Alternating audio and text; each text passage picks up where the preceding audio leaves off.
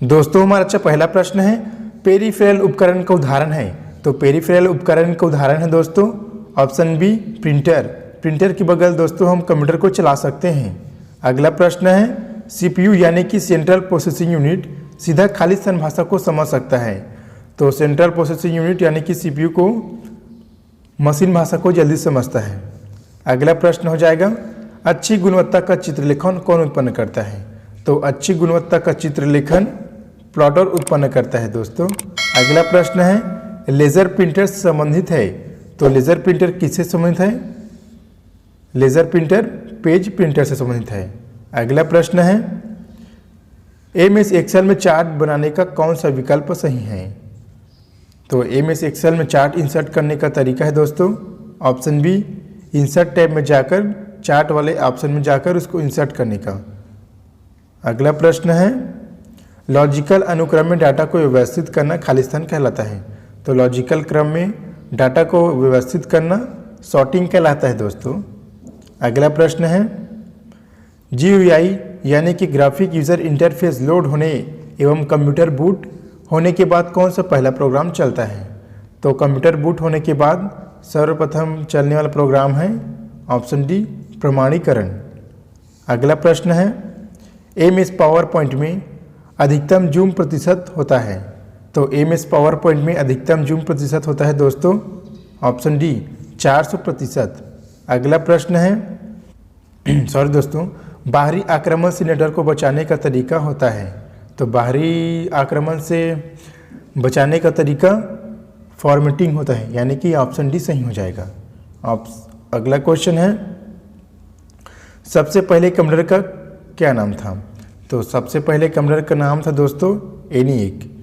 ये हमेशा question exam में पूछा था तो हमेशा याद रखना। अगला प्रश्न है, जब एक से अधिक को जोड़कर डाटा या इन्फॉर्मेशन शेयर की जाता है तो उसे क्या कहते हैं। तो एक से अधिक कंप्यूटर को जोड़कर डाटा या इन्फॉर्मेशन शेयर किया जाता है तो उसे कहते हैं दोस्तों नेटवर्किंग, यानी कि ऑप्शन ए सही है। अगला प्रश्न है, कंप्यूटर में सूचना यानी कि इन्फॉर्मेशन किसे कहा जाता है। देखिए दोस्तों, कंप्यूटर में सूचना प्रोसेस डाटा को ही इन्फॉर्मेशन कहते हैं। ठीक है दोस्तों। अगला प्रश्न है, कंप्यूटर के क्षेत्र में महान क्रांति कब से आई। तो कंप्यूटर के क्षेत्र में महान क्रांति 1960 में आई थी। अगला प्रश्न है, कंप्यूटर में भेजे गए डाटा को क्या कहते हैं। तो कंप्यूटर में भेजे गए डाटा को इनपुट कहते हैं दोस्तों। अगला प्रश्न है, एटीएम क्या होता है। तो एटीएम क्या होता है दोस्तों, बिना स्टाफ के नकदी लेन देन के लिए। एटीएम बिना स्टाफ के लेन देन के लिए प्रयोग किया जाता है। अगला प्रश्न है, भारत में निर्मित परम कंप्यूटर किस प्रकार की कंप्यूटर है। तो भारत में निर्मित परम कंप्यूटर सुपर कंप्यूटर है दोस्तों। अगला प्रश्न है, आधुनिक कंप्यूटर का खोज सर्वप्रथम कब हुआ। तो आधुनिक कंप्यूटर का खोज सर्वप्रथम 1946 में हुआ था।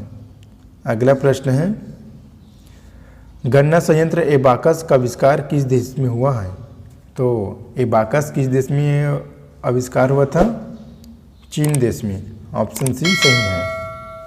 अगला प्रश्न है, इंटीग्रेटेड सर्किट यानी कि आईसी चिप का विकास किसने किया था। तो आईसी चिप का आविष्कार जे स्किल्बी ने किया था। करेक्ट आंसर है ऑप्शन डी। अगला प्रश्न है, रैम किस तरह की मेमोरी है। तो रैम किस तरह की मेमोरी है दोस्तों, डी मुख्य मेमोरी है।